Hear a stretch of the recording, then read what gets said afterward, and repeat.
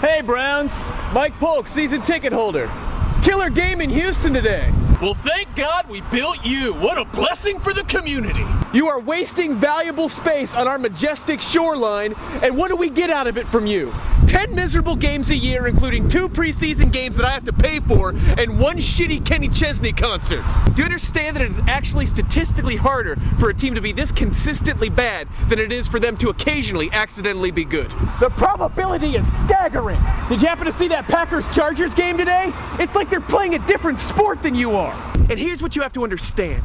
We don't even expect you to be good. We just want you to be watchable. Do you have any idea how low our expectations are? We don't expect you to win the Super Bowl. We just want you to look better than a Division III high school team. And listen, I know that there are way more important things in life than football, but you are supposed to be our pleasant distraction from those things. But all we do is pay you money to put us in a bad mood every week.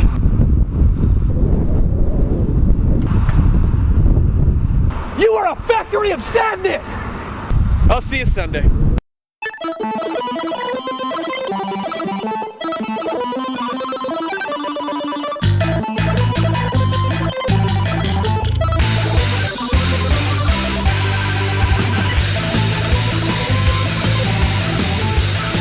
Hello and welcome to another episode of the Rolling 20s. We are the show that has invented our own wrestling finisher, but somehow the WWE doesn't like the name of the flying butt lick. I am Jeremy.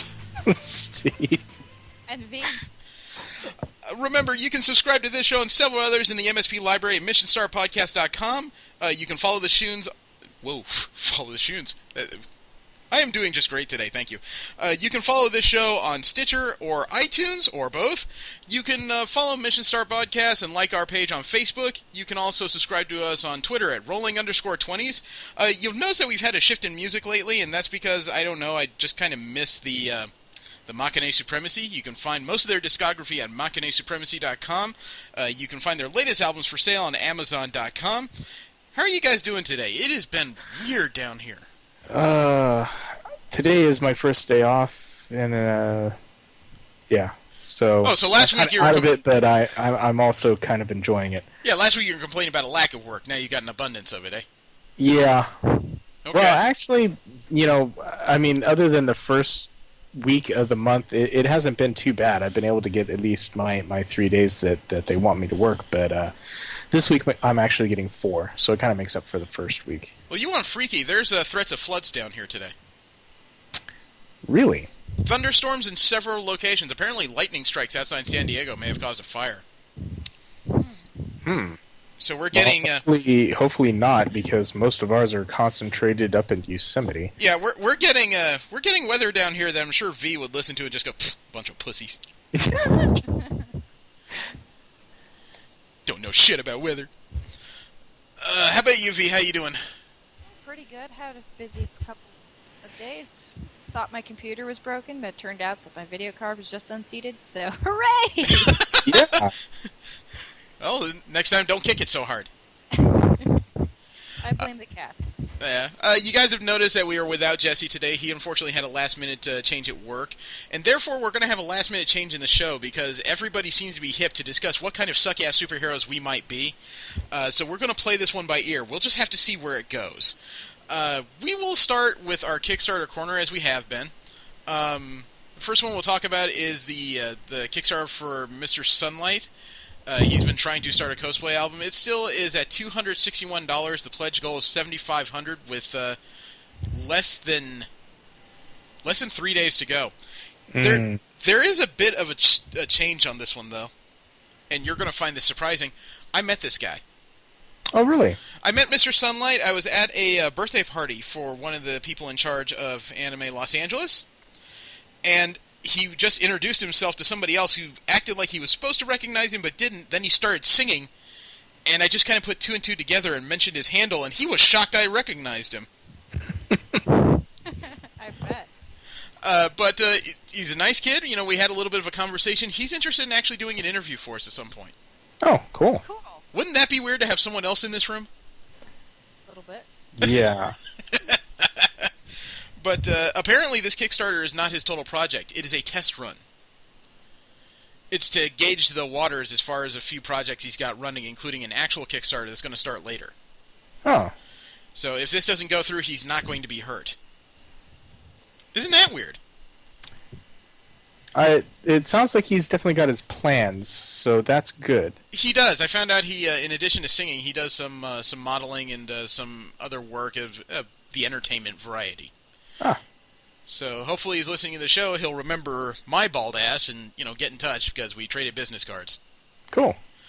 Also, we have the Project Cosplayers Unite. We've mentioned this for about 3 weeks now.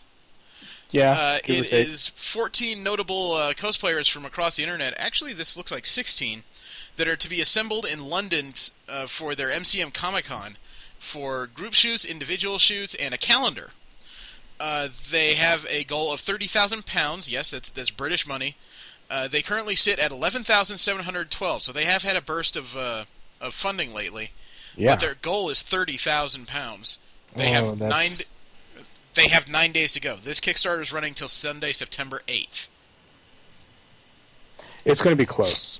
I pretty much guarantee this one's going to be close. It is. I don't think there's any way to deny that. I've been flipping through it, trying to see if it's any names that people would recognize, considering that god-awful Heroes of Cosplay show. Actually, just about every name on here, I recognize most of them, but none of them appear to be involved in the show. So that... I don't know if that plays to their advantage or disadvantage. I don't know. Just having that show airing at the same time they're trying to get cosplaying going could be damaging. Or it could help. It could. They say that no publicity is ever bad, but You mean like Donald Trump being sued? A little skeptical. Oh well, we'll go on before we turn ourselves into complete assholes. The other Kickstarter that I've been following lately is Standing in the Stars, the Peter Mayhew story. Someone is trying to get a documentary of the man who was in the Chewbacca costume in the original Star Wars trilogy. He had a history I didn't know about where apparently both legs were shattered, and he went through a lot of physical therapy prior to getting into the costume. It's a goal of $42,000. It has 15 days to go and ends on Saturday, September 14th. It is already at $19,698 of goal. wow. So they're almost halfway there, and the Kickstarter's half over. That's not bad at all. No, that really isn't. I still wouldn't know what to do with half this stuff. I mean, the idea of having his X-rays on my wall just really creeps the shit out of me. Yeah. But if you donate $700, you will get an actual shoe. An actual shoe of Peter Mayhew, signed in gold, it says, 2 Fortune Wookiees, Wookiee Awareness Pin, a signed DVD, and a hand-sculpted bust of Peter Mayhew by an artist named Katie DeHay. No? Okay. Yeah, I don't know what to say either. I wouldn't want to stare at this every day. I understand the appeal to people, and if you like it, you like it, but I couldn't walk by this thing with it looking at me every day. It would freak me out. So, now that we're beyond Kickstarters, we'll get into the regular news. V, you mentioned a story I should have been reading? Yeah, Archer's Amber Nash is doing a Twitter thing where she's... her Twitter cosplay contest. Yes, Twitter cosplay contest for Pam Poovey from Archer. I loved her prize. She wants anybody to dress up as Pam from the show. And it doesn't matter if it's gender bent, if it's weird, if it's original. She just wants to see it. The prize, believe it or not, is she will give you a dolphin puppet. Which fans of the show will know that she was beaten mercilessly in the... wow! Okay, English has suddenly failed me. I've had too many Skittles. She was beaten mercilessly with this dolphin puppet in the very first episode of the show. Yes, and it was awesome. How long does the contest run? It goes through 9/4, so not very long. Tuesday. Yeah. Then. That would be Tuesday, right? Wednesday, I think. Wednesday, okay. So if you can put together a quick outfit, you might win yourself a dolphin. I don't know, the non-sex... Hey, I would like a dolphin. Arguably, it would be the non-sexy kind, but I guess it depends on who uses it. If it's Archer using it. That's not quite what I meant. I was actually trying to think of what your boyfriend would say if you came at him dressed up as Pam with a dolphin puppet. Run away screaming? Got to indoctrinate this one a little better. Well, it's Pam. I know, but she has a special propensity with barnyard animals. Yes. But And apparently is. dolphins aren't barnyard animals, though. And apparently Archer discovered some other talents that she has, but. This is the point where I usually make a joke about, hey, this is a PG show, but yeah, fuck that. We ruined that a long time ago. Steve, you also had some kind of story that I hadn't heard of? I was just looking on MSN, and it came up. Apparently, a judge who is the son of legendary NFL quarterback Sammy Baugh of the Washington Redskins. Okay. He's been a judge since 1984. He's been reelected every 6 years since. No one's run against him. But he just judged on this case, which seems to be statutory rape between a teacher and his student, and the girl ended up committing suicide. Whoa. Ooh. And the judge sentenced the teacher to 30 days in jail. Say what? Apparently, the prosecution had sought a 20-year sentence with 10 years suspended.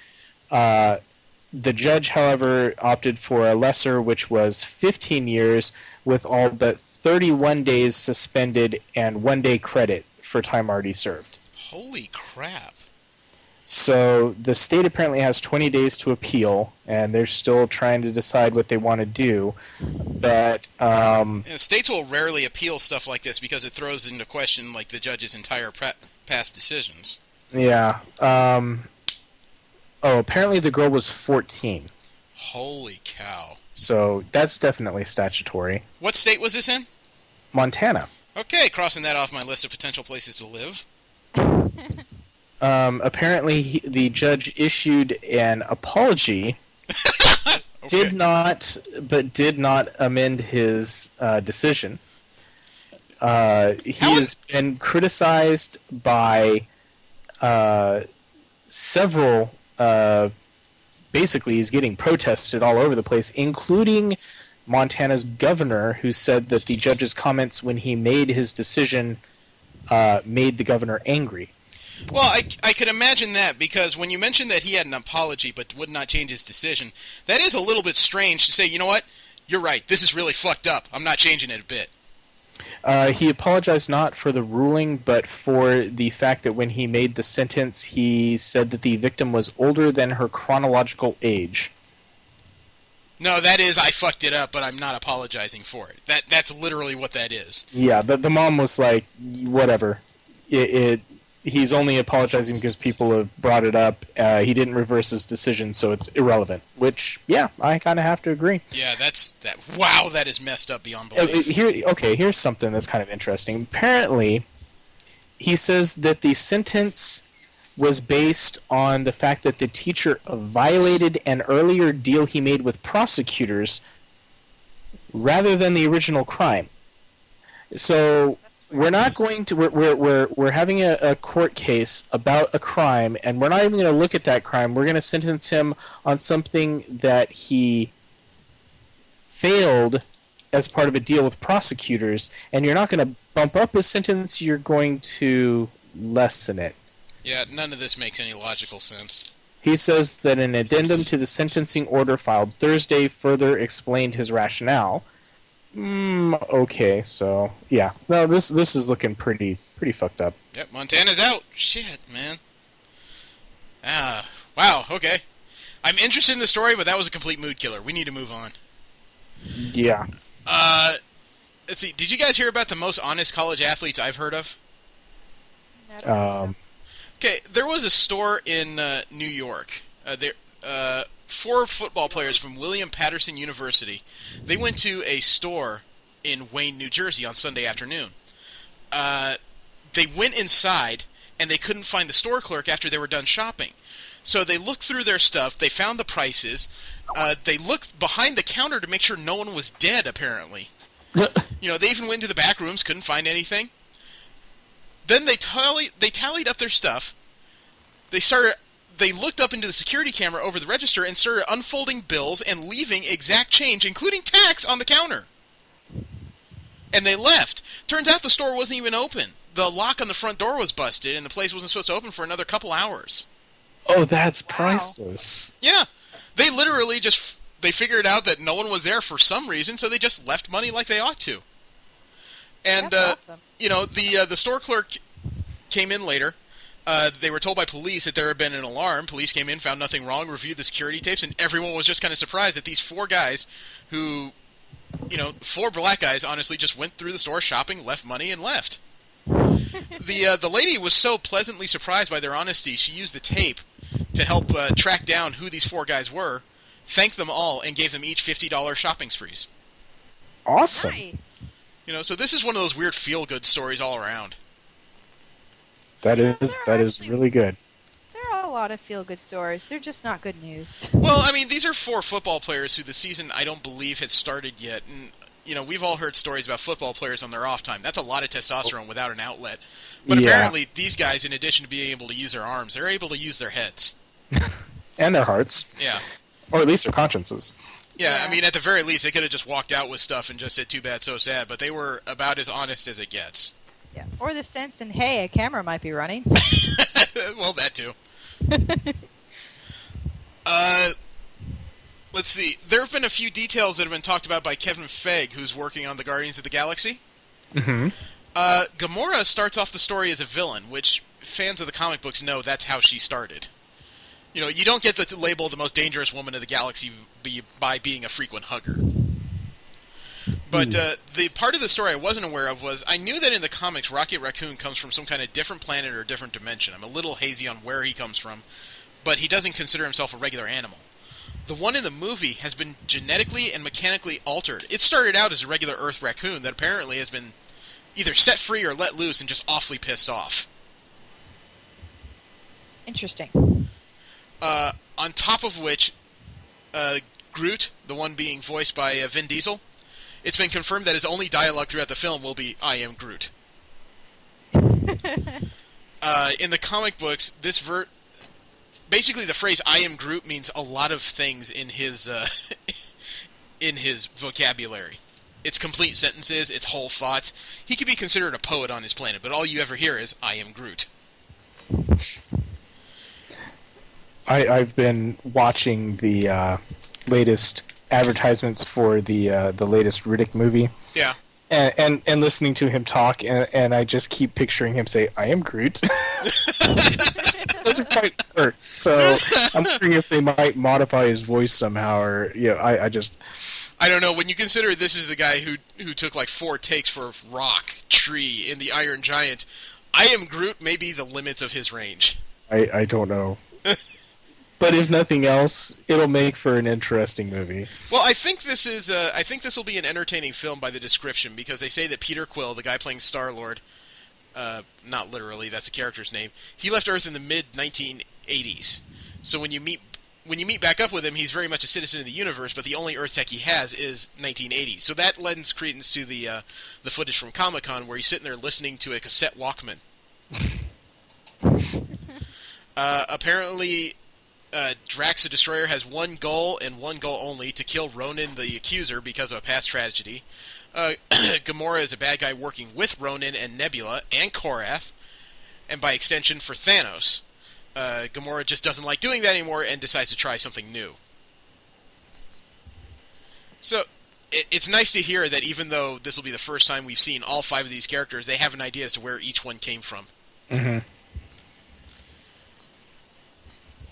There have been so many movies where that concept is just never really played out, like the first Judge Dredd movie. He's just kind of thrown in there.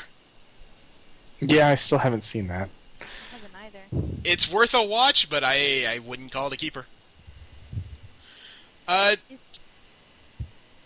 Speak up, V? Is it worth an MST3K watch? Oh, Or an actual absolutely. watch? If you gather like 4 friends, give them each about 3 beers, and then start the movie, you will probably have yourself a very entertaining night. Fair enough. Or if you're feeling plucky, you can go over to the Drunken Moogle and check out their latest stuff. Woo, they come up with some interesting drinks. They just came out with a Mega Buster based on Mega Man. It involves blue curacao, cherries, and I think gin. Interesting. I have no idea. I'm a non-drinker. I'm trying to find out what substitutes I can make to make this palatable, yet won't kill me. We've discussed how China has some of the weirdest problems I've ever heard of. I don't know how to make that sound any more subtle. Yeah. They have two things that have happened lately that just makes me question ever going there. The first one is that they have been beset by a farm. Apparently, they were trying to buy out. The Chinese government was trying to buy out a farm for something, but the landowner would not sell, and so his greenhouse was destroyed. It's debatable whether or not it was the farmer himself or possibly government people who destroyed the greenhouse, but there's a rub here. He wasn't a farm in the typical sense. That greenhouse housed approximately 1 million cockroaches. What? Okay. Yeah, and now they're loose. The government insists there's no reason to panic. Well, No. Yeah, I mean, they don't, like, kill people or anything. Do you know what the cockroaches were being bred for? Killing people? To be made into medicine. Oh. Do you guys know what this could possibly be? Because I have never heard of this little sector of technology. I have absolutely no clue unless it is some kind of It's probably some sort natural of... cure or something. I don't know. I almost feel like I should offer a cash prize, because I know that China has a lot of history of holistic style of medicines, but what you could use cockroaches for is admittedly beyond me. It could be some sort of radiation thing. I've heard that they're resistant to radiation. It could be. I suppose. They also have I don't really know how good... that would pass on just by... I don't either. That's just the only thing I can think of off the top Yeah. of my head. I know they're damn near They're indestructible. resistant to lots of things, but I mean, shit. If I could, eat a cockroach or do something else with a cockroach, and all of a sudden I was damn near invulnerable, then sign me up. But otherwise, no. Something tells me we would have figured out years ago if munching on a cockroach would offer you invulnerability. Yeah, those if, people found it in their burgers and fried foods and all that would be like, oh, sweet. Well, about 7 of them had their own TV show. I think it was called The Jersey Shore.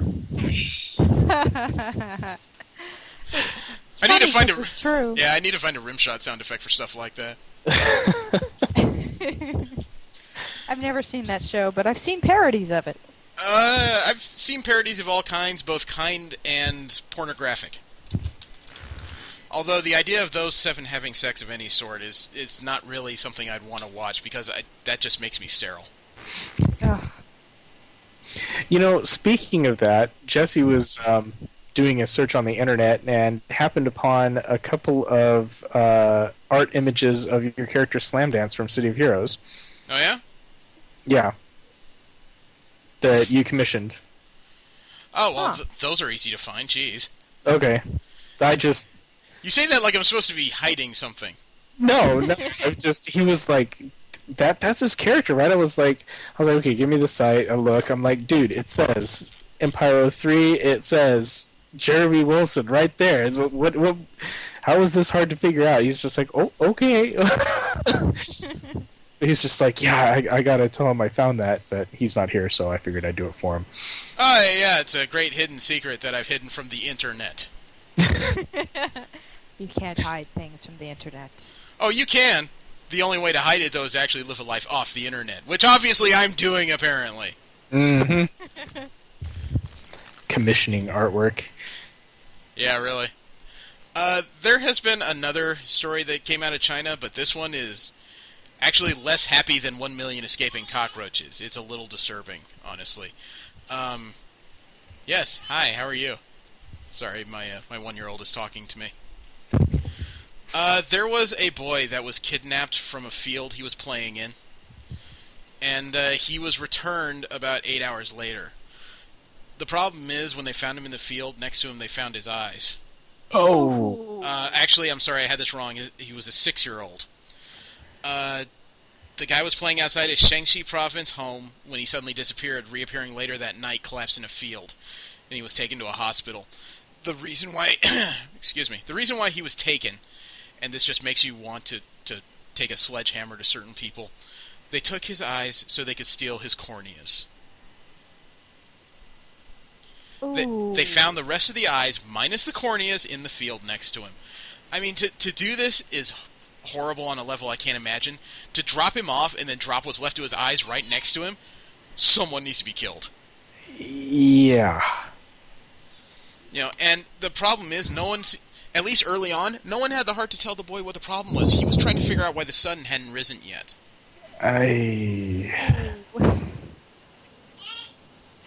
That's... Oh. It's Why would you even... I don't... Apparently they have a black market of organs in China that's relatively strong. Yeah. Well, that I understand. I don't understand the putting them back I don't part. know. I don't know what process you would need to preserve them. I don't know what process you would need to insert them. I have trouble imagining what kind of monster could do this to a 6-year-old boy who's doing nothing but playing. It's not like he was out there shooting squirrels. They just took him. Desperate people. Sick people. Yeah. Desperate and sick. I honestly that level of just Honestly, it heinous probably action. was. I can't imagine the desperation involved. It would I have could to see be if it was someone like, that's actually- take the liver, take the heart, something like that. That would be desperation. Corneas, you don't need your corneas to survive. This kid will be okay. He will live, but it didn't need to be this way. And whoever needed those corneas, yeah. That's not something desperation can That's money. That's excuse. true. That's just... It's profiteering at the cost of people. Yeah. That much is pretty well clear. In different pieces of news, have you guys heard of 2chan? Yeah. Yes. Okay, did you know they were hacked? No. It's Japan's top digital bulletin board. And they were hacked. Not only were they hacked, but the credit cards and personal details of tens of thousands of their users were leaked. And Ouch. their anonymity has pretty much been shattered. They've also disabled posting across several swatches of the site. Believe it or not, did 4chan do it? The rule of the war of the Chan. I need another rim shot. Apparently, a premium membership only costs you 300 yen a month, which is the equivalent of about $3.50. Yeah. $3.50 basically.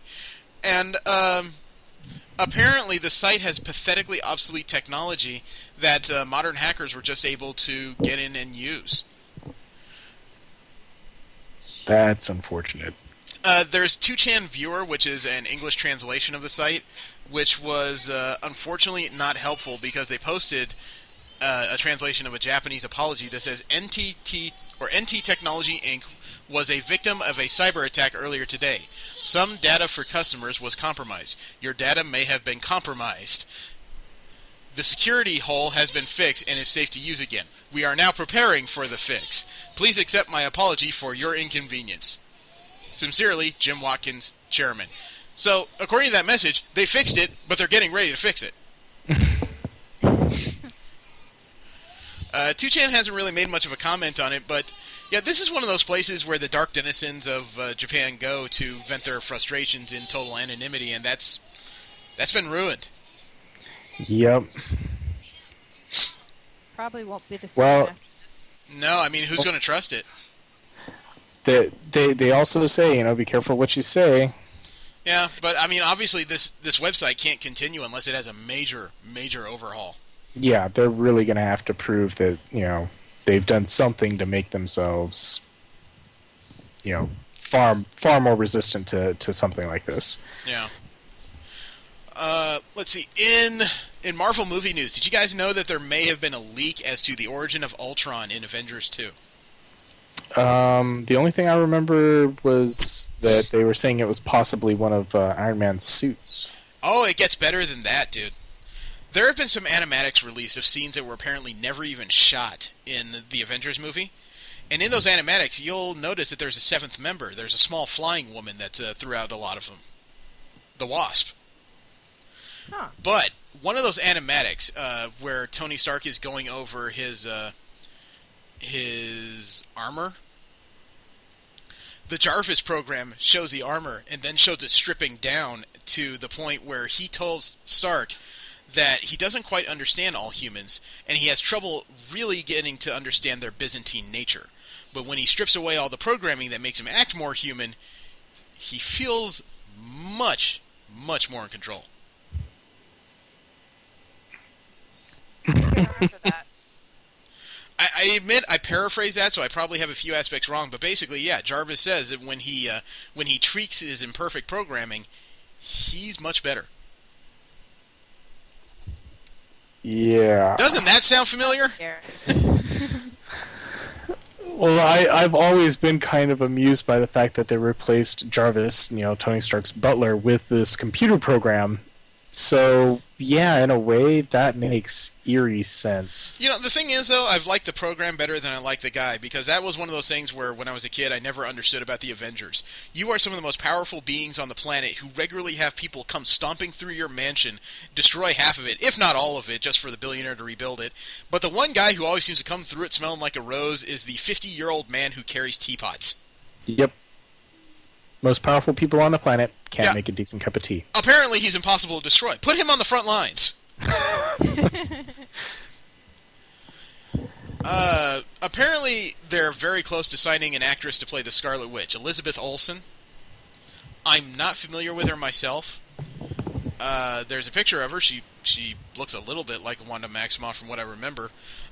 This character is not going to appear in Days of Futures Past, even though Quicksilver is. But apparently they are very close to getting this done. So it looks like Joss Whedon may have his wish to add a strong female to the cast of the Avengers. Oh, okay. Yeah, that's the younger sister of the Olsen twins. That's what I've heard. I never looked up to confirm that, simply because the Olsen twins confuse me. And I don't mean by trying to figure out which is which. I'm trying to understand why the hell they're successful. They were cute kids. And twins, which is convenient. That only carried so far, and it didn't help Lindsay Lohan one frickin' bit.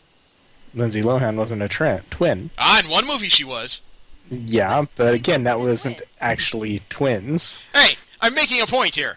And I'm shooting it down. Had the Olsen twins been in that movie, it would have been a lot more convenient for everyone shooting it. Probably would have been, but then you had to follow their coked-out little nightmares. Let's see. Joss Whedon has talked about the possibility of killing an Avenger in Age of Ultron. He's made it very clear that if he kills someone, it's going to have a story to it. It's not going to be death for the sake of death. Well, I mean, he as much as people complain that he kills people a lot, every time he kills someone, it's for a very specific reason. It is. He usually does find story-related items, but the question is, will he find that story? Yeah. I don't know. Somebody posted something on Facebook a little while ago. It was Josh Whedon, George R. R. Martin, and one other person walk into a bar, and everybody that you care about dies. Who was the other guy? I don't remember. I saw it, but I just kind of flipped past it. Was just that made me laugh. It seems kind of appropriate for this subject. Well, I mean, speaking of Facebook memes, did you see the picture of the Marvel execs reacting to the casting of Ben Affleck as Batman?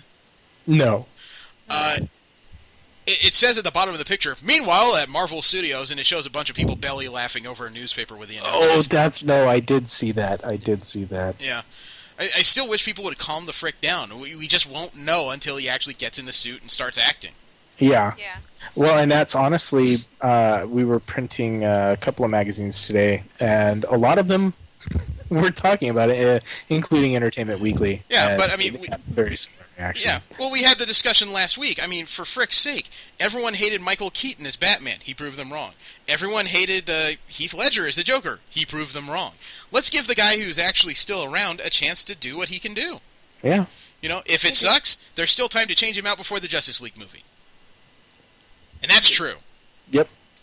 I just get frustrated with people complaining about Martin and Joss killing off characters, and then often the same people go around and complain about other shows, no one ever dying. Well, You can't have it both ways. all you can say is don't be that guy. Give it a chance. Don't be that guy. I guess it's the fact that they're able to make such likable characters that people are pissed when they die, whereas these other shows are making such horrible characters that everybody just wants them to die. Or maybe So comic that's books. Or maybe comic book fans are too jaded because every time there's a major event, somebody dies, and then somewhere in that event, someone else comes back from death. You got to remember this is a whole different crowd. Movie-going crowds are not used to heroes dying, so when they go, it's going to be something major. It's true. You saw the sorrow when Phil Coulson died. I mean, holy crap. Yeah. I want to see more death in movies.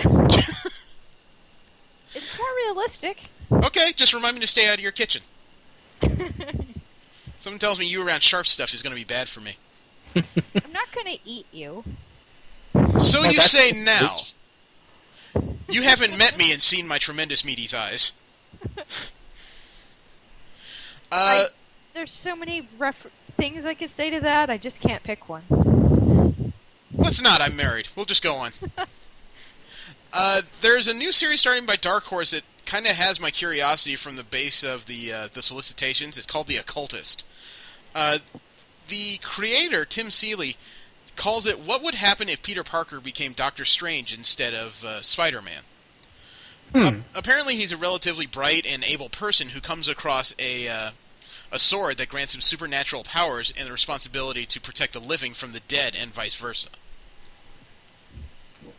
Okay. So, yeah, think about Spider-Man's morality, except he had to put on the Eye of Agamotto, and that's his problem. This could actually be a relatively interesting story. It's definitely outside the norm of the superhero fare.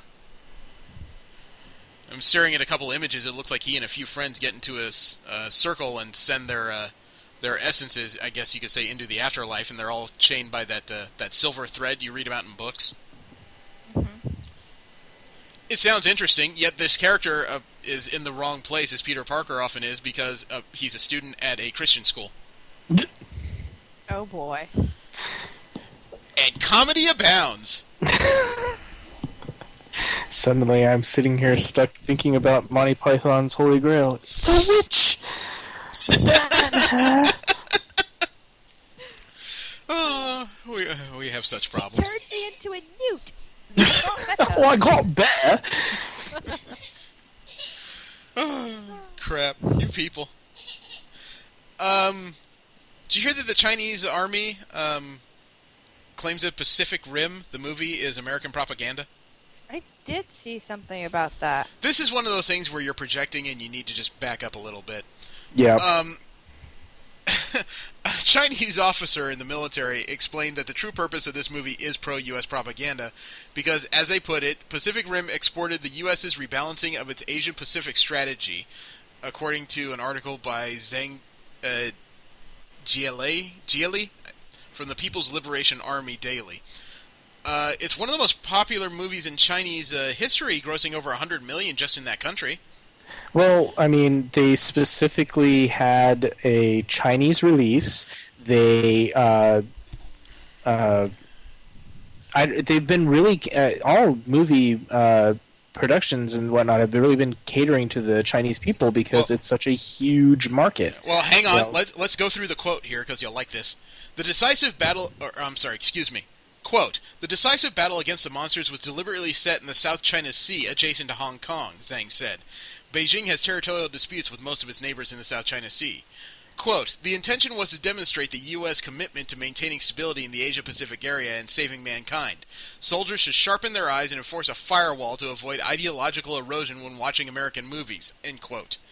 Part of this I didn't even realize that that's where the last final scene took place. Well, there's also part of the man's bitch in that a lot of Americans, or English speakers at least, were portrayed as the heroes or the final ones to stand up against these giant monsters, whereas the Chinese people are only shown apparently taking the bodies of one of these monsters and making food out of it. If this doesn't apply to all Hollywood movies, how? I don't think it's all Hollywood movies necessarily so much as this man has a personal beef with this one movie. Yeah, well, I mean, okay, let's think about this for a moment. They had a Chinese team. Yes, they did get defeated, but they were kind of badass towards the part where they were fighting with their 3 arms and whatnot. I think this goes back to our conversation about Aquaman. I mean, when you've got these rampaging monsters, who's going to have time to farm? When one of these things is killed, that's a lot of meat. Yeah. Steaks on, people. Even if it is technically toxic. It might be a little gamey, I grant you that.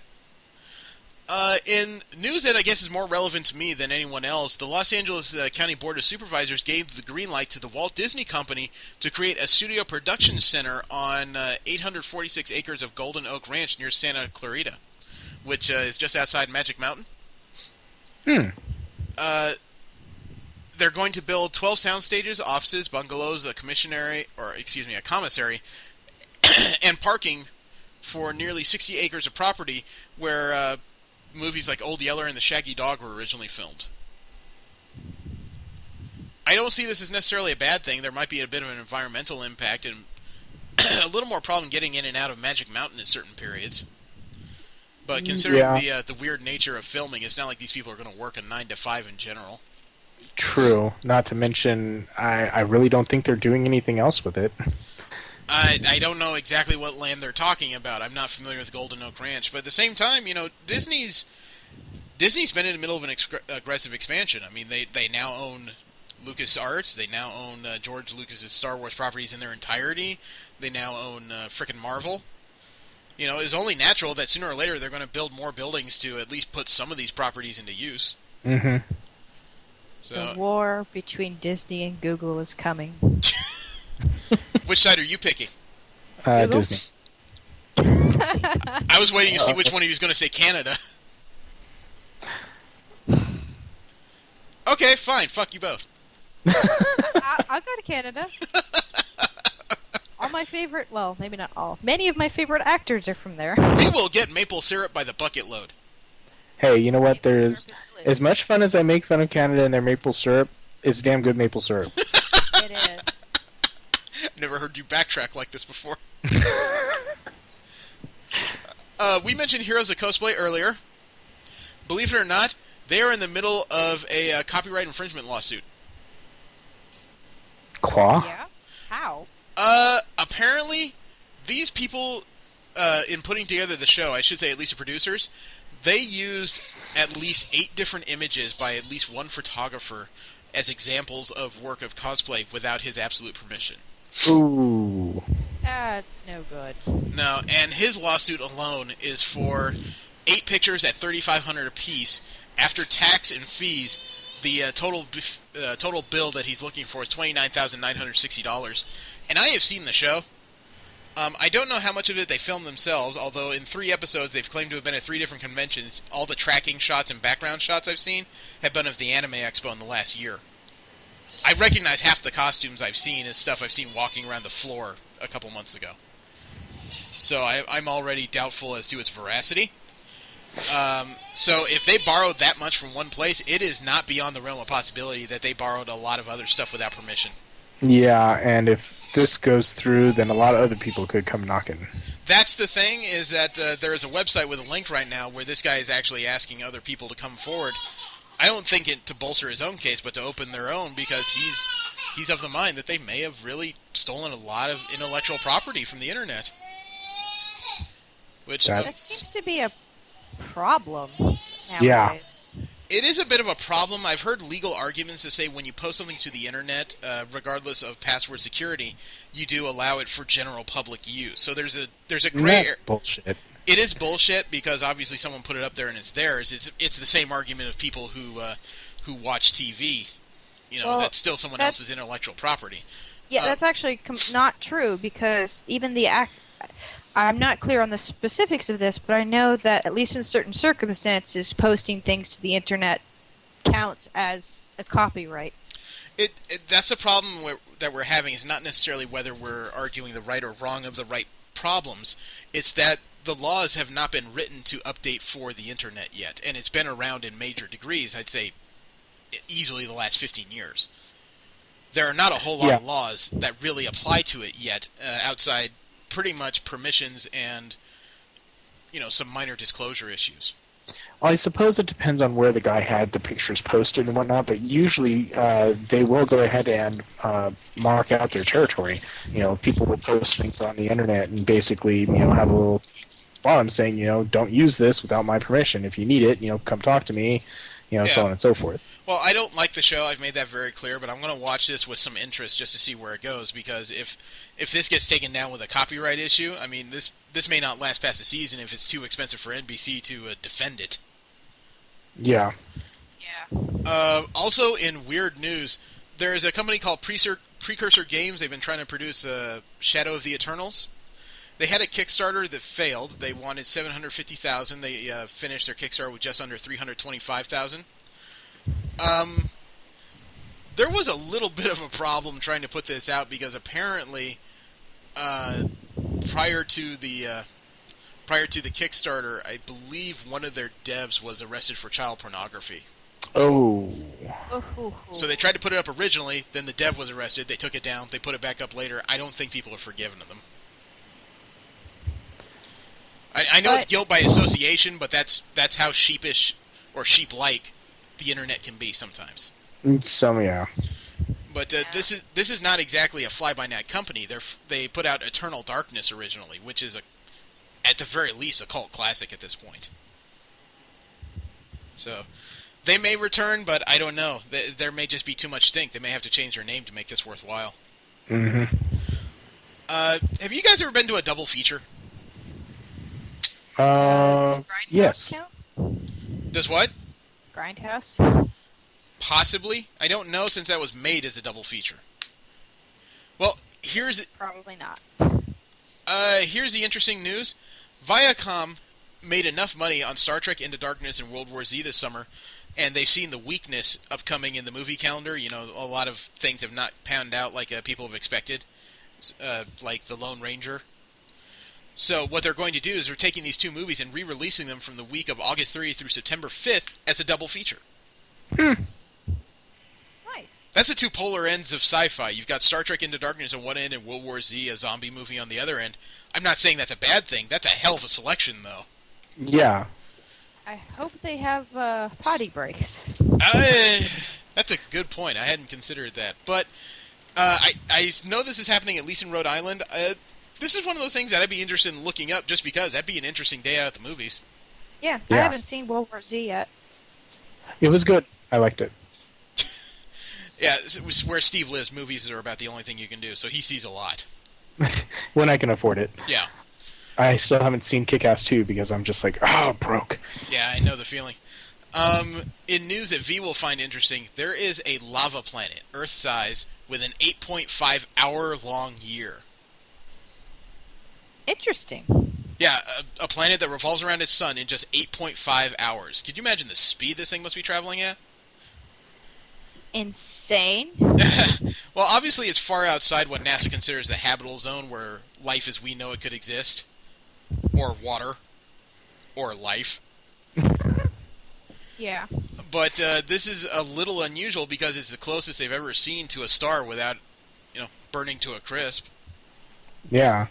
I was going to say it must be way closer than, because even Mercury takes a little while to get around our sun, not 8.5 hours. Well, this planet has been identified as Kepler 78b. It's 100 times closer to its star than the Earth is to the sun. It's orbiting in a system that's about 750 million years old. It's 6 times younger than the solar system. And this planet's surface bakes at somewhere between 3,680 degrees Fahrenheit and 5,120 degrees Fahrenheit. So, spa temperature. The Human Torch might find this a nice and cozy place to be. So we will not be building a outpost there. No, I'm afraid you're not going to get a slow boat to this one, girl. It might be one of those things you stare at, similar to Tours of Star Homes. Over on your left, you'll find godless heat. Also in nerdy technology news, there was a man who lost his child during a summer camp. They drowned in a lake where, lifeguards and several other people were unfortunately around. It was just one of those accidents where the child had been under too long. he took his grief and did something useful with it. He made a headband that all kids wear around. It's not made to replace the lifeguards. What happens is when a child goes under, and they're under for a certain amount of time, there's a group of towers around the area that will start flashing yellow, and if they go too far beyond that time, they'll start flashing red, which is the indicator for the lifeguard to get in the water and start looking. This is one of those things where, it's not going to replace lifeguards, but it is a nice added tool. Yeah. It's a little bit of an awkward thing because it is a headband that wraps completely around. Looks like it's surrounded in some kind of neoprene or rubber, and it has a microchip up front, so you might need to find a way to thin this down to make sure that somebody doesn't actually rip it off. But it's a nice idea. It's unfortunate that it came out of somebody's tragedy, but it is a nice idea. Yeah. Hopefully it'll save some lives. Yeah. And some people will notice at the beginning of the show there was an uncharacteristic rant about football, specifically the Cleveland Browns I put on there. It was done by a really funny comedian who is an honest-to-God Cleveland Browns fan, but he has been upset. His name is Mike Polk Jr., and he made this about 2 years ago in response to the Browns having another one of their typical seasons, I guess you could say. So I'm sure you've giggled at that one enough. But in related news, the Broncos fan base out in Denver, they're pissed. To take you back to last year, the Broncos were heavy favorites to win the AFC half of the of the NFL and go on to the Super Bowl. Unfortunately, they were knocked out in the first round by an upstart team known as the Baltimore Ravens, who went on to win the Super Bowl. You know how football schedules are planned out like 2 to 3 years in advance? Sure. No, but okay. Well, in a strange coincidence, the season opener in Denver is up against the Baltimore Ravens. Right. Here's the rub. In advertising this season opener, they put up a series of banners on the stadium. One of them has Peyton Manning in his uniform ready to throw a football. The other banner, and mind you, these are about 60 feet high, is Joe Flacco. And the Broncos fans are pissed about a picture of the guy who was one of the most responsible for taking their team out is up on their building. Someone's actually started a petition to have it brought down. I don't understand why people care that much, but okay. I'm with you on this one. I am all for supporting your team. I'm all for your fandom. I'm all for you voicing your support as long as you're not in my face. In this case, yes, you got beat by this guy, but at least respect that this guy went on to greatness. You know, he's not coming in to kick your puppy. He's not coming in to sacrifice, Peyton Manning on the altar of the Raven. He's coming to play the game. Let him come and play the game. I mean, after all, this advertising they're putting up, it's more likely to bring butts in seats if the returning champions are coming for a rematch. Very true. Yeah. You know, support your team, but get the fuck over yourself. Indeed. Sorry, I was going through a story that I think is a relative non-story, so I'm going to jump over that. This is about how Ben Reilly has reappeared in comic books. Who? The Scarlet Spider. Ah, yes. Okay. He I haven't even heard of him. He was the original Scarlet Spider. The guy that has the series right now is a new one, and he's supposedly returned. But for the sake of spoilers, I won't get into that. We talked before about Mr. Rocktree Vin Diesel. He says when he came to Marvel Studios, they weren't talking to him about Guardians of the Galaxy originally. They asked him to star, or he was in negotiations at least, to star in an unnamed Phase 3 movie. It's an Is that still a possibility? I want to say no. Not because they hated him or anything, but maybe they just found a use for him when they couldn't put him into Phase 3. I mean, if they thought he was going to do it, I would think that they've already signed him to do it. But by his own dialogue, it makes it sound like that's not what they did in the end. They just picked him to play Groot. I did spend a little time kind of poking my brain trying to figure out what they would ask him to do. There was the possibility of the Black Panther. He would certainly sound like it. But, I don't know. Comic book fans would definitely not want somebody that light-skinned or high yellow to play the Black Panther. Yeah, not to mention, I just don't think he could... I don't know how smart the guy is in real life, but most of his characters that he portrays are not exactly brilliant. I will give you that.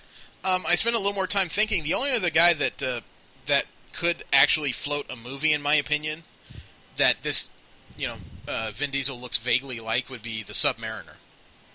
Now, see, that I think, yeah, he definitely could pull off the Submariner's attitude. That's possible, but I mean, either way, it's kind of splitting hairs. Obviously, he wasn't picked for anything other than to be the tree. True enough. And not even that amazing ticket tree that gets you into all those funny places on the StubHub commercials. Also, in our nerdy science corner, something that V would probably enjoy having, somebody came up with a mattress and made it easier to cuddle. Yes, I saw that. I read the article. I was like, why is this not in production? I don't understand. Isn't it amazing how she suddenly lit up at mention of this thing? I love inventions like that you'd think would have existed like forever. But well, there was there was a man named Mehdi Mushtavi. I know I'm butchering that, and I apologize. He wanted to cuddle with his partner, but he was tired of his arm falling asleep, which meant he had to pull it out from under her, which meant she woke up, and they were suddenly all disturbed, and it wasn't the cute picture he was hoping for. What he did was developed a mattress that's made up of several slats that you can slide your arm into and around your partner. It looks really comfy. It doesn't look quite that comfy for me, but then again, I'm somehow only 5'8" and I weigh 270 pounds, so something like this would spread in funny directions if I laid on it, I have a feeling. Well, I am tiny, and... I know, we have to fit you in a piece of luggage and take you somewhere. You can probably get into a drive-in by hiding inside the tire. I have hid in linen closets before. This sounds like a fun story. Not really, but... Okay. Were you looking for the tide? I was just hiding. Okay. There was drinking involved. I don't... Are you sure this isn't a fun story? It's just... Well, it's not a fun story because I don't remember other than I went and hid in the linen closet for some reason. I've been in here for 4 hours! Where are you idiots? Yeah. Oh my god, I am the master of hide and seek. None of you came to find me. Oh, we didn't come to look. I know! Nobody could find me! I would feel like I was on an episode of Portlandia.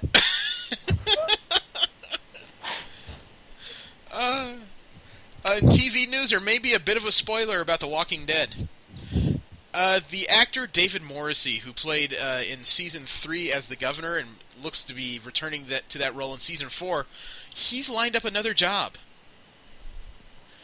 Let's see. I don't remember what it was. He'll headline in a new series called Line of Sight, a drama sci-fi pilot from the creator of Brotherhood, Blake Masters. I guess that's kind of notable because you generally don't sign up for another job unless you're pretty sure you're going to have the time. Right. So, I don't think the governor in the comic books lasted much longer than you've seen in the TV show, so that didn't surprise me too greatly, although I'm sure it disappointed people who are just fans of the show. Because I'm still at the farm. Not long after the farm is where you get to the prison, and that's when you get to Woodbury, and that means the governor. I didn't spoil shit, so don't worry about it. I know. Okay. And, I found a comic book V would probably read. Another one? It's by Image Comics, and the title of it is, get ready, Sex Criminals. Okay, I will admit I'm already interested. Okay, here's the premise. In Sex Criminals, it's the classic story of boy and girl meeting. Both boy and girl discover that when they're having sex, they can stop time in a limited capacity, so they take their newfound ability and use it for sexual bank-robbing adventures. Wait. Okay, I assume they stop time outside of themselves. Probably. It would be a little awkward. If you're having sex and you stop time for yourself and you're suddenly locked in the middle of the lobby of a bank in this position. I'm trying to picture how, if they have like some sort of balloon or like a contraption or something. Best guess, start up against a wall, and as soon as time stops, pick her up and start running? That works. Shoot 'em up? Yeah, okay, I can I see guess. Well, it depends on your definition of sex. I mean, you know, Maybe it involves a really large snuggie. that. My definition. maybe fondling and groping, you know, count well enough, you know, a time slowdown reduction rate. Maybe it lasts for a certain amount of time after. It depends on what base you get to as to how complete the stoppage is. It could be they just studied the Kama Sutra for a while and found a good place to run it. You can start and then get some sort of automation going. If they don't finish, maybe that will work. They do a running 69. I think that's called a tree and bush, sir. Oh my god, they have to be so careful about biting, though. Okay. Obviously, I don't need to get any further into this. Literally. Did you hear about the 2DS? Yes. No. This confuses the piss out of me. Okay, Steve, have you seen a 3DS? Yeah. Okay, Nintendo 3DS. Take one of those. Remove the hinge so it's one solid piece, and remove all 3D technology.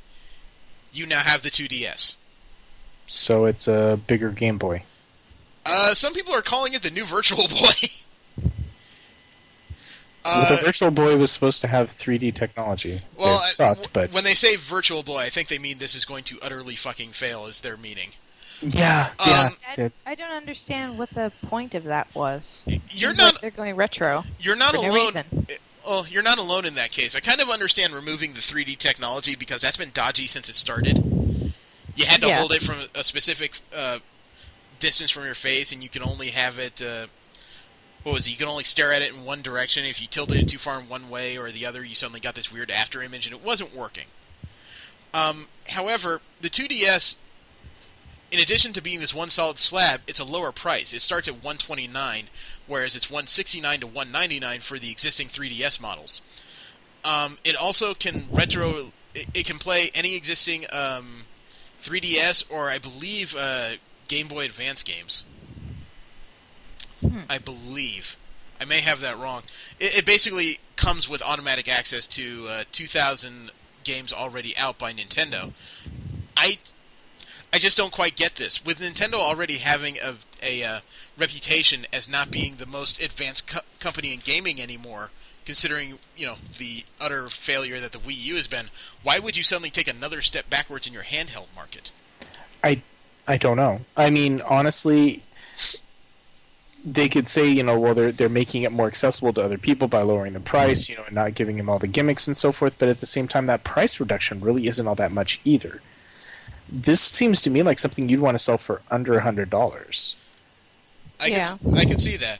I'm with you. The only reason I could see to price it this cheap, and the way it looks, they may be trying to market to the new young crews, you know, those 8 and 9-year-olds who are getting birthday money and suddenly see this thing that looks vaguely like a tablet.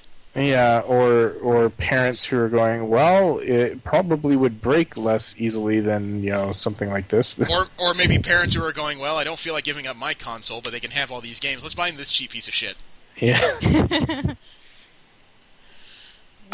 I don't know. This is a bit of a confusing move to me, and unfortunately, a lot of people, even in Japan, aren't getting it. A lot of people thought the initial announcements on this were a joke. Literally, they thought it was a joke. Yeah, it looked like a joke. I thought it was too. When I first read it, I'm like, this can't be real. Then I suddenly found it on 3 different websites, and I found the debut video. That's... I had no idea what to say. Yeah. Maybe they're trying to change when April 1st is. I think I was actually on one of the Japanese message boards. Is it April 1st already? The creator of Lobo, Keith Geffen, or I should say one of the co-creators, somebody asked him about the recent redesign to Lobo, and he had a rather unusual take on it. He wasn't angry. His response was basically, I had my turn, it's somebody else's. Kudos. That's unusually pragmatic for an artist. I really support that. Most artists are angry, possessive. Yeah. I'm not saying he did anything wrong. That was just really an unusual response. It's just, yeah, go for it. Usually they get a little more pissy about that. But, hey, you know, I have a feeling this will be one of those few books I pick up from Villain Month just trying to understand what this is about. Mm-hmm. Because I don't have much of an interest in Lobo because I got my fill of him in the Christmas special where he killed Santa Claus. But, his response at least has me curious enough, and just conversing about it on this show makes me wonder what it's about. And in continued movie news, Ultron has been cast. Did you guys hear about that? No. Vaguely. Okay, a guy I grew up with in my childhood, as well as been a major piece of sci-fi over the past, over my lifetime at least, James Spader will be Ultron. Oh, wow. James Spader. I'm looking that up. Don't know. Think Stargate? Oh, that guy. The nerdy one they dragged with That them? guy. Yes. He's played the villain in a lot of 80s rom-coms. I believe he was in a TV show with Will Shatner for a little while. Boston Legal, I think? Yep, that's on his credit. Okay. Lucky. Okay. Never saw an episode, but I thought I recognized that face. But, you know what? I'm not sure whether that means it'll be him in a motion capture suit or if he'll actually be in some makeup prosthetics to make it look like a robot. But either way, this is almost as strong as, like, Hugo Weaving trying to do a voiceover. So this, to me, is good. I've only seen him in Stargate, and that's after having seen the series, so I was a little less than impressed with him in Stargate, but... I have seen him in a couple of series where he is playing the villain, and he's not physically imposing, but he has this real smooth quality to the way he speaks. It just makes it sound like he's about to drive an ice pick through your eye as he's talking to you. Yeah, I could see that. I could just extrapolating from Stargate, I could definitely see him making great. Well, when we're done with the show, look him up. You look up a few of his villain roles, and yeah, it is icy. Just icy. Let's see. The new 52 has actually come up with a storyline that might make me read Superman. Really? They recently had a run-in with a villain named Hell. H''EL, which, of course, is Kryptonian. He was through all the Superman books. He had a short relationship with Supergirl. And apparently the result of that was he went back in time to Krypton before it exploded. After Villain Month is done, the latest story arc going through Superman will be that somehow Hell's monkeying with time has caused Krypton to reappear. Okay. I don't recall that happening at all in DC Comics where Krypton was put back in place. I don't know how interesting this will be, but I'm going to take a look. I am not a Superman fan, but this is a whole different quality to me. I would like to see where this goes. I hear the stunned silence that I might actually read a Superman book. Yeah, well, now I'm kind of considering it too, and that's shocking me even more. Okay, so this is just catatonic. It wasn't just, oh my god, he's fucking drunk. Brian Bendis has a strange way of bringing things back. When he first teased his change to the Avengers to create the new Avengers, which were arguably some of Marvel's B-listers and heavy hitters combined into one team, there was a panel which showed a character with a strange bubble-headed mask and a few other items, but the design never made it into the new Avengers. That was eventually replaced by Ronin, which everyone found out later was Echo. The funny thing is, that design has recently reappeared in this week's Uncanny X-Men 11 as some kind of mystery villain that's been hunting the team with Sentinels from afar. It's one of those curiosities because he says that there's been clues dropped as to who this could be, and it'll be in everyone's subconscious by the time it's revealed. But here's the thing. This storyline is being put on the back burner because, as we discussed, September is Battle of the Atom. Right. Where all the X-books are having a crossover regarding time travel and future X-Men and past X-Men and current X-Men and just about anybody who's ever had an X somewhere near their codpiece. So, when that's done, not long after that, this character is going to be picked back up and the reveal will be made as to who this is. I'm a little bit, I don't know, I'm surprised. I didn't expect this. The only thing I could think of behind all this armor and everything is maybe Bolivar Trask is back. Someone's building advanced Sentinels. It's Mysterio. That was the joke running around the internet. I really hope it's not that simple. It can't be. There's no way. I would fall out of my chair laughing if they actually tried to pull something like that. That is admittedly way outside Mysterio's normal MO. Let's see. How long have we been here? We've been here for over an hour already. I don't want to just leave it at just news. I want to figure out a little bit of something to talk about. How about this? Has everyone in the room seen the new Star Trek film? Yes. Okay. Let's go into that a little bit. All right. I saw the entire thing, and the execution, it was one of those things that made more sense as it went along. Yeah.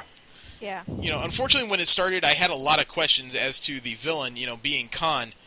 I was worried because in the TV show going into the movies, originally, obviously, there was a lot of cross-story, and you had Khan's origin down, and it seemed really weird that that was somehow completely changed and misplaced. I am glad that they explained it eventually, although it came a little late in the movie. But it made complete sense when it did. As far I was satisfied from a continuity perspective, because of these things, someone else ran into him. Yeah, I understand that, and I get it, and I don't mind it necessarily. It's just, I was really hoping for that personal connection that just wasn't there in this version. Yeah, it definitely wasn't, a huge personal connection between, Kirk and Khan, but at the same time...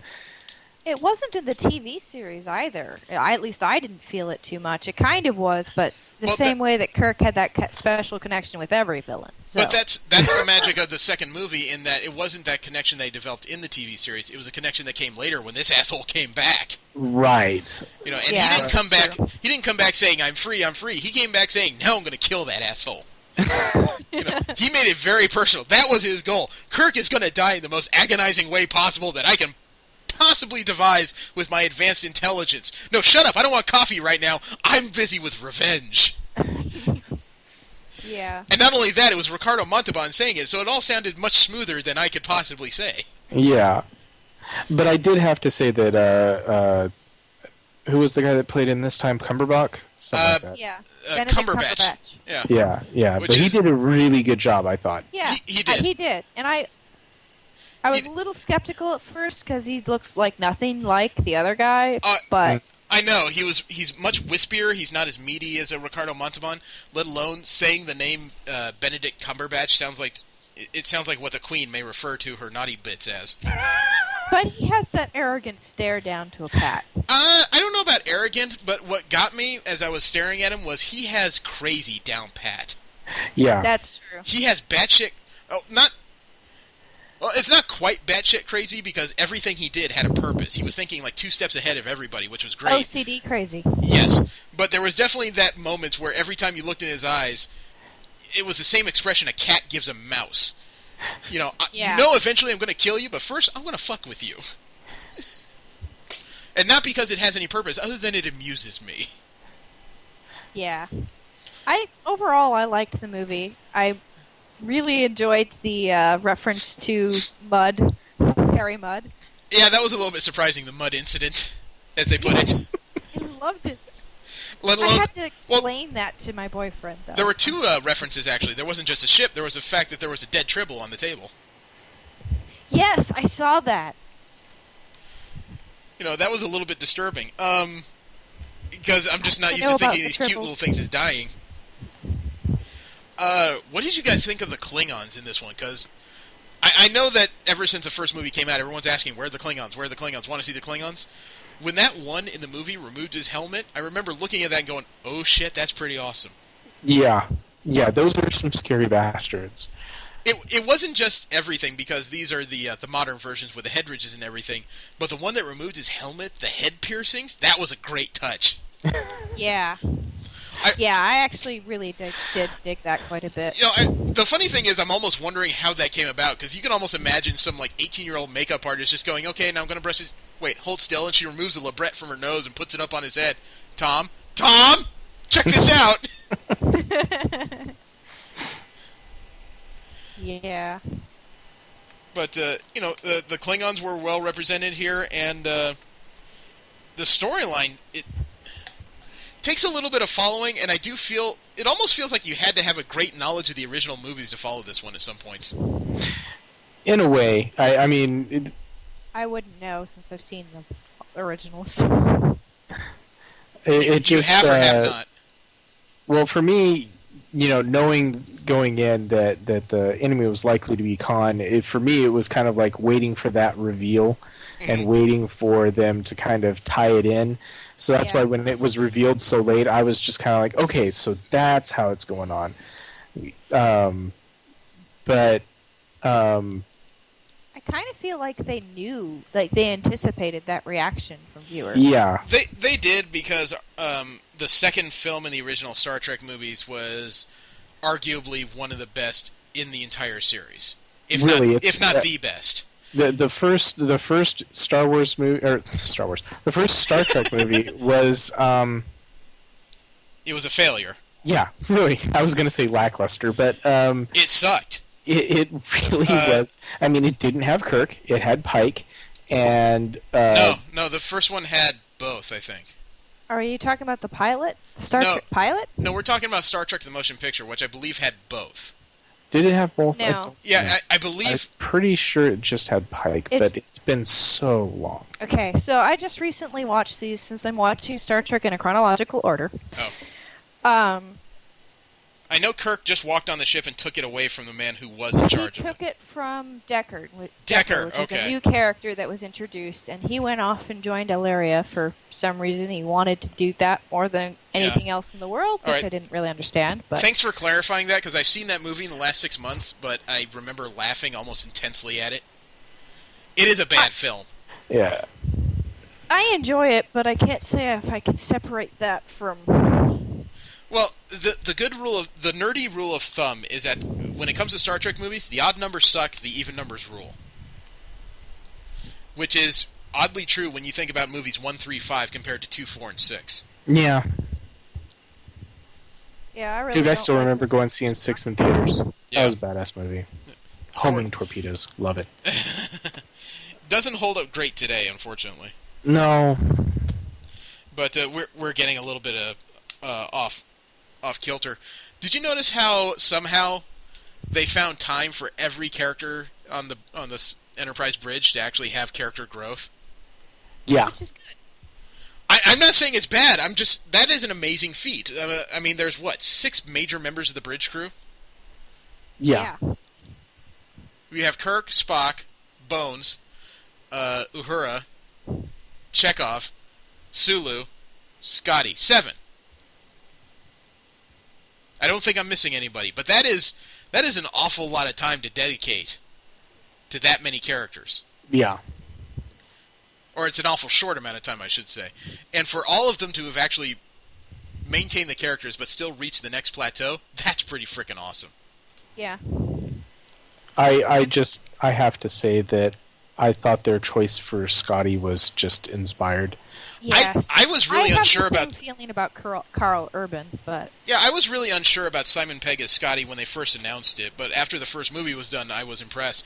The second one, they at least allowed him to play around a bit more than just with the Scottish accent, because the first movie, arguably, it's just Simon Pegg being Simon Pegg with a funny accent. Right. The second one, he actually found a bit of character in there. Yeah. Well, the first one we were meeting him, and he wasn't even, on the Enterprise, so... I know, and I grant you that, but it really just didn't seem any more unusual than his roles in, Shaun of the Dead or Hot Fuzz or anything else he's done. It just, it really seemed like him rolling his R's. Being a comic relief, yeah. Yes. I do have to say, though, that while I am not a fan of the show Enterprise, just didn't do it for me for, Good reasons. Yeah, in any case, I did like the fact that they brought up Admiral Archer's dog. Yes. Yeah. Well, that's the first movie. Teleporter accident. I was actually impressed in the second movie. They dug even deeper into the TV mythology, and they brought up something that was birthed during the Deep Space Nine era, and that's Section 31. Mm-hmm. Yes, I'm very pleased to see that reference. Yeah, as soon as I heard that, my eyes just kind of perked up, because Deep Space Nine was my favorite among the series. And unfortunately, that pretty much rules down to the fact that Sisko was an awesome ass kicker, and I love the design of the Defiant. Well, also, it had the most intricate plot of all this series. It did eventually. I mean, admittedly, during the first 2 or 3 seasons, they really yeah, kind the of first had... 3 seasons were weak. Well, they had issue with the fact that there were no large starships, so everything had to come to them. Yeah. Right. And they tried to play it off like another TNG, and they realized that they couldn't do that, or didn't need to do that. Yeah. Although when they brought in Worf, that was a good move. Honestly, I didn't like that. To me, it did seem like a little bit of pandering and a little bit of desperation to bring in a character from another, even a beloved character, but a character from another series to try and save that one. As much as I don't like Worf, I thought he was a good addition to DS9. At least he was a better character on DS9. Yeah, that and Jadzia was nice, but Ezri, she was hotness. Oh, can I ask a side question then? I think they're both hot. What is up with Worf and white women? Have you noticed that? What's up with Klingons and only having one color? Arguably, if you ask anybody on this planet, they're fortunate. That gives them one less thing to complain about. But, I mean, he liked them lily white. Yeah. I think I'm making Steve uncomfortable. No, sorry. My allergies have been acting up. My throat's tickling my... I have to say, though, if you think Ezri's hot, you should watch that show that she's on that magically escaped my... What, Dead Zone? Yes, thank you. I enjoyed that show. That was a damn good show. I fell away from it simply because of timing and children, but I enjoyed watching it because it was just freaky. I tried watching the original movie it was based off of. It didn't capture me as much, but... I didn't even know that it was based on a movie. Christopher Walken movie, no less. Anthony Michael Hall, he's been a favorite of mine since a kid just because I recognize that name. And then, Nicole de Boers, was that her name? That's correct. Wow, I'm actually doing better tonight than usual. When I saw her in that Star Trek uniform, I needed a few minutes of privacy. Jadzia was one of my favorites, though. She was, and I don't think her death was originally planned by the TV show when it was headed in that direction. But nope, they just... her contract was up. Oh, really? Yeah, that's what the problem was. She just chose not to renew. Not for any, as far as I can decipher, not for any political reasons. Well, also unfortunate because it was rumored that she was asking for more money, but that was never confirmed. That was also unfortunate because that original actress, oh man, she did it for me too. Yeah. You know what's really kind of interesting, though, is that for a lot of these characters, you see them and, true, the Dax, they're the, what the hell's the alien race? Dax symbiote? Yeah, the Dax symbiote, but what's their alien race? He's talking about the race name. Oh, I know Trill. Thank you, the Trill. The Trill don't really look, other than little markings on their face, they look pretty human. The Kira, the Bajoran, with the nose things and whatnot, and I see them outside of their makeup, and I don't find them as attractive. It amuses me. Well, that has to do with the fact that not only do they have makeup, they have perfect lighting in the TV series. I suppose that has a little bit to do with it, but I mean, non-visitor, very attractive a woman, but I definitely I don't know what it is. Her nose doesn't look right without the little... Yeah, I agree. You need some more acne up there. Get some pimples. I don't think 7 of 9 looks attractive without her cat suit and the little thing on her eye. Well, to be honest, though, Jerry Ryan had huge fake boobs in that show, too. That had part of it. But we got way off subject. There was a scene that was kind of talked about in the second Star Trek film that a lot of people derided, including the director at one point, who said that the scene where... where she stripped down? Yeah, where Lieutenant Marcus stripped down to her skivvies was gratuitous. In watching the movie, I didn't find it gratuitous. I didn't find it all that sexy. Yeah, I didn't even find it all that titillating myself. She's an attractive... It was funny. Yeah, she's an attractive girl, but I mean, the only reason we saw it was because Kirk is a dog. Yeah. I liked That's that what made scene. it amusing. Exactly. Frankly, I found that perfectly in character. Yeah, we're not saying we're not saying we hated the scene, V, but what we're saying is we don't quite understand why everyone was complaining about it when it was an incidental view based on the point of view of the character who is fully expected to be this much of an ass. Yeah. So I don't know why people were complaining about it. I don't know why the director had to apologize about it, because as far as I can tell, it's all in perfect context. Well, he agree. probably started getting some shit about it. And You he think wasn't even like wearing like sexy underwear or anything. No, He she was wearing a plain- sports bra and a simple underwear. I wouldn't even call it a thong. I mean, Exactly. Yeah, it really it shows off far less than most people's bikinis that I've seen now lately. no. You know what she was Yeah. dressed as? She was dressed as a professional volleyball player. No, I'm serious. I mean, you see them on TV all the time, and no one complains about that. She had about as much clothes on as they did, so what's your problem? Yeah, honestly, I think she had more clothes on than some of the professional volleyball players. I think she had more clothes on than many of the characters in the original TV show. I wish some professional volleyball players would wear more clothes. And a mask. But, you know, it is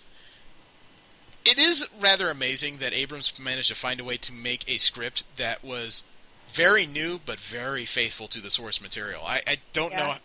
I don't know if that is a writing talent or if this is just some sick asshole sitting in a basement just going, you know how I do that? This is how I do that. After watching the movie like 18 times.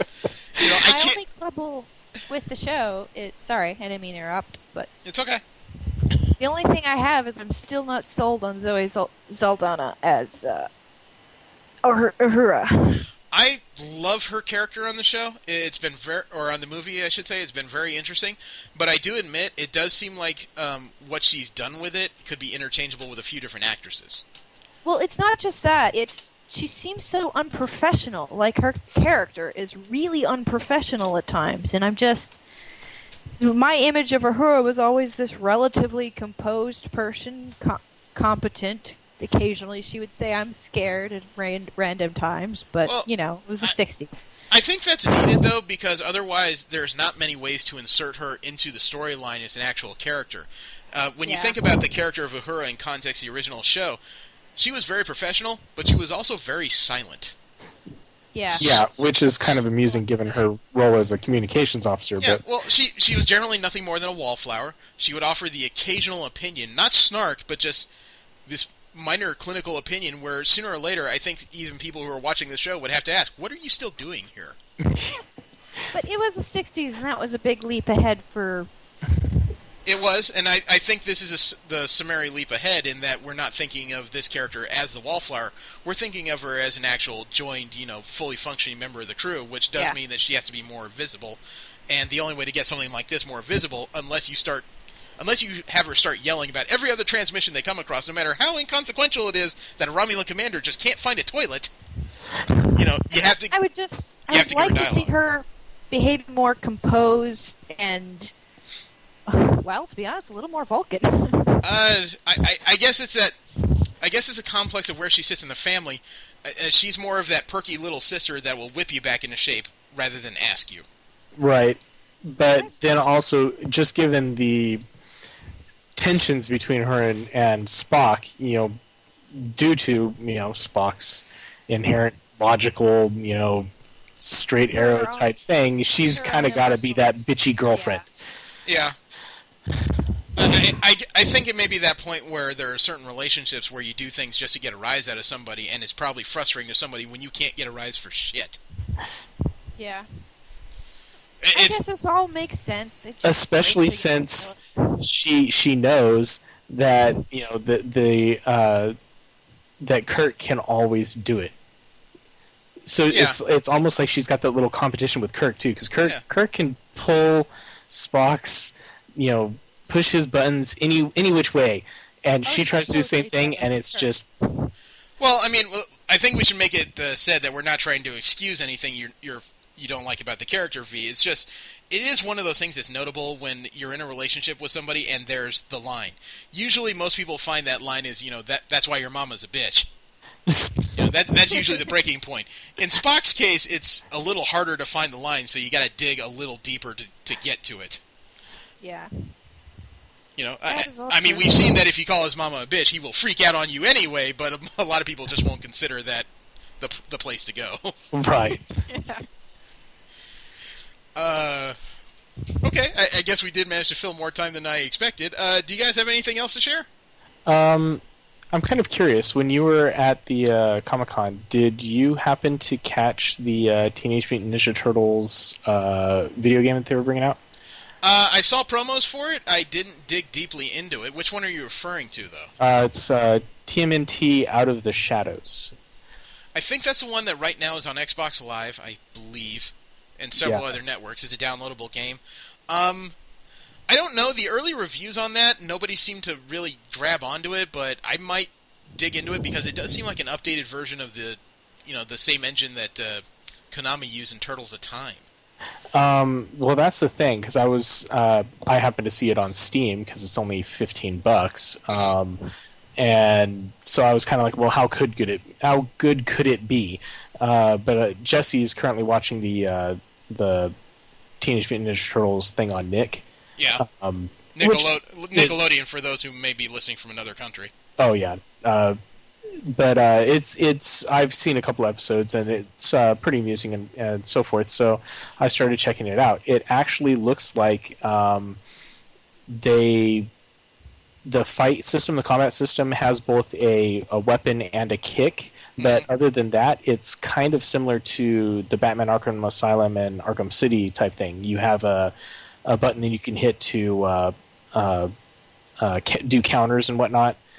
And otherwise, you're basically trying to chain hits in order to unleash some more powerful moves. But you play single player as all four turtles. You can just switch between them by pressing a different direction on the control pad or on your keyboard, as the case may be. But otherwise, it does have seamless 4-player co-op. So when somebody joins into your game, they get to play as one of the turtles. And if they own the game themselves, then depending on, as long as they have their user account, they get to play as their version because it does allow for leveling up and so forth. Interesting. So I'm actually interested in checking it out. I think Justin and I are probably going to pick it up when we get some cash. Okay. It sounds more of a curiosity. That reminds me, we are headed into fall, which is kind of a big month for nerds because a lot of people are coming out with things they want you to buy for Christmas presents. And that's also when they debut new shows because obviously we have Agents of S.H.I.E.L.D. coming up on September 24th on ABC. Let's see, The Walking Dead returns in October. There's a couple other new TV shows. I can't remember the name of them for the life of me. There's a couple of things I'm interested in. They're coming in an early... Sons of Anarchy is coming back in September. That's big on my list, anyway. And, of course, there's football. Oh, yes. Yep, next Monday. Yeah, I'm looking forward to it. I had accidentally signed myself up to work, and Kirk brought it up, and I'm like, oh, crap, I need to go change that. Yeah. I might be sick! Well, that's the lovely thing about my schedule. I'm just like, nope, never mind, I'm not available that day. I'll work Thursday. Let's see, is there anything else major? I mean, there's animes. Valve Rave is continuing in the fall, which I'm very grateful for. I would like to see where that goes. Ken Nakamatsu just came out with a new manga. What's that? It's called UQ Holders. It's actually a sequel to Maho Sensei Negima. Sounds like something that Miley Cyrus did on the VMAs. Well, apparently it's a bastardization of UQ, which means eternal in Japanese. So It's something about the holders of eternity. Main character so far in an 80-page first debut chapter is the supposed grandson of Negi and an older-looking version of Ava Evangeline, A.K. McDowell. So it could be interesting. I really like Negima until the very end, which I still don't know why he ended it so quickly, but I'm hoping that this will be a good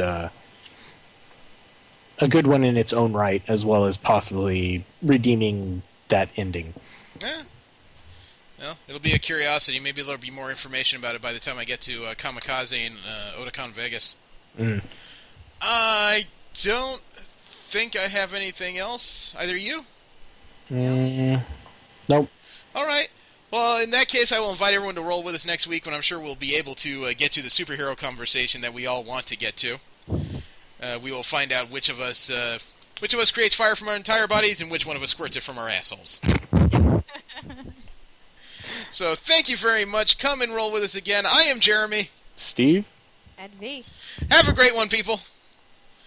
Man, I think I just had like the worst image of somebody that eats Mexican food now that I've said that out loud. my imagination immediately flashed to the Savage Dragon character.